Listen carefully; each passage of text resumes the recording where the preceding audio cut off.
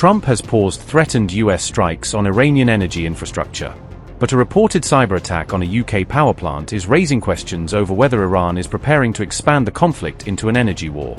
The reported attack exposed a vulnerability in a British energy facility.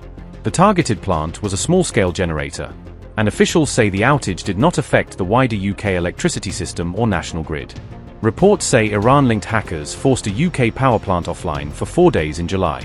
The Telegraph described it as a possible first successful cyber attack to shut down a British power facility. A British plant reportedly went dark for 4 days after cyber attack attributed in reports to Iran-linked hackers. But neither British officials nor the reporting has publicly named the plant, the alleged hacking group, or any individual directing the operation. The UK incident comes after coordinated cyber attacks targeted water and wastewater systems in at least 12 US states. US officials have treated Iran as a suspect in that campaign, but have not made a formal public attribution. The Telegraph reported that hackers affiliated with Iran shut a small British power plant for 4 days in July. British officials did not identify the plant, citing security concerns, according to Iran International's report on the Telegraph investigation. The reported 4-day outage did not affect the UK's wider electricity supply, generation, or national grid because the facility was a relatively small producer. The Telegraph said the incident is believed to be the first successful cyber attack in which Iran-affiliated hackers shut down a UK power plant. The report did not publicly name the hacking group or disclose technical details of how attackers allegedly gained access to the facility. The alleged UK attack took place in July. At around the same time, a coordinated cyber campaign targeted US water infrastructure.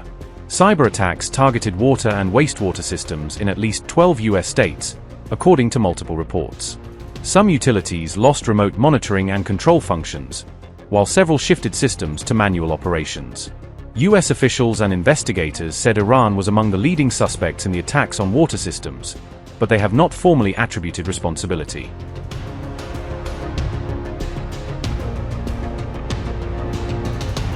Iran's security chief threatened earthquake-like retaliation against Trump, according to Iran International.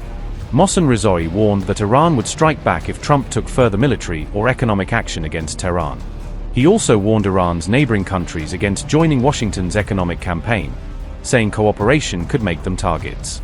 Mohsen Rizoi said, and I quote, "We tell all the countries around us not to join the United States in its economic war, otherwise we will consider them enemies. We are not seeking to expand the war, but if countries around Iran cooperate with the Americans in the economic war, we will strike their interests. If countries around Iran cooperate with the Americans in the economic war, not a drop of oil will leave through the Strait of Hormuz, and we will also target other routes through which oil is exported." Unquote. Rizoi also called for changes to Iran's diplomatic approach, citing what he described as repeated US breaches of previous commitments. Rizoi also accused Trump of creating greater nuclear insecurity by launching military attacks against Iran. Mohsen Rizoi said, and I quote, "Trump has created nuclear insecurity instead of nuclear security. Iran has accepted all international safeguards, has complied with them, is a member of the NPT, and has agreed to inspections. Iran is the only country that is ahead of all other countries in its commitment to nuclear regulations." On the naval blockade, the naval blockade is nothing new. We have been under a naval blockade for several months now, yet we have continued to sell our oil. In just the past 1 or 2 months, we have sold 70 million barrels of oil. The first week after the agreement was a good week because we shipped out the 70 million barrels of oil we had on hand. Every day, we are selling oil equal to our daily production despite the presence of U.S. naval vessels. That is what Mr. Trump's naval blockade has amounted to. If he, Trump, decides to take further action, our response, our retaliation, will be seismic. First, we will tell all neighboring countries and countries around the world not to join the United States in its economic war. Any country that takes part in imposing economic restrictions on us will be regarded as an enemy. Of course, we will first negotiate with them. We will hold talks and tell them to step aside and distance themselves from the United States. But if they do not act, we will strike. We will target that country's interests. On August 22nd, Iran said its weapons and defense equipment output doubled over 1 year, despite strikes on limited parts of its military-industrial sector. Defense spokesman Reza Tlaib announced the increase on state television, according to Sputnik, presenting the rise as proof of Iran's expanding domestic defense capacity. The surge came despite US and Israeli strikes on parts of Iran's defense industry, as Tehran claimed its military production network absorbed the damage. Tehran said some defense facilities were damaged during the reported 12-day war, acknowledging that enemy strikes reached selected parts of its industrial base. But Iran claimed production never stopped as its military kept using weapons, saying factory output continued alongside efforts to replenish combat losses. Reza Tlaib said, and I quote, "Our production volume in the past year has increased twofold in terms of weapons and defense equipment produced in our country. This is despite the fact that during the 12-day war, some limited and specific parts of our defense industry were also among the targets of the enemy's strikes during their aggression against our country." Unquote.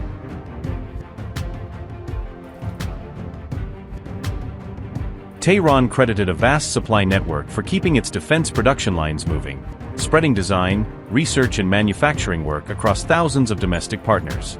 Around 8,000 private and knowledge-based firms previously worked with Iran's defense sector, supporting weapons research, components, maintenance and industrial production. Iran says the network has now expanded to roughly 9,300 to 9,400 companies, widening the domestic base that supports military manufacturing. That represents growth of approximately 20% in 1 year, according to Tehran's figures, as Iran claims to be increasing self-reliance under pressure. More than 1,000 types of weapons and defense systems are now produced, Iran says, ranging from missiles and drones to air defenses and other equipment. Universities and private companies also support defense production, linking academic research, technical expertise and commercial industry to Iran's military sector. Iran says 76% of defense research projects reach the product stage, suggesting a large share of development work progressed into fieldable systems.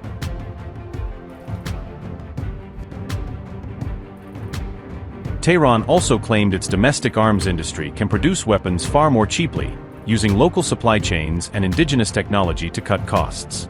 Some Iranian weapons cost 1/10 or even 1/20 of foreign rivals, according to Mer News, giving Tehran a claimed advantage in sustaining large-scale production. Iran also claimed it now ranks among the world's top 10 powers in missile capability, citing its expanding domestic missile designs, production lines and inventory. Tehran further claimed it remains among the world's leading states in drone warfare, stressing the role of unmanned systems in its regional military strategy. However, some new systems are deliberately kept secret to preserve battlefield surprise, limiting the public information available about Tehran's newest capabilities.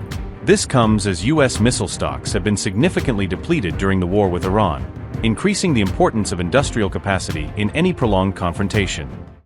Upgrade your news experience with the all-new HT app. Download now.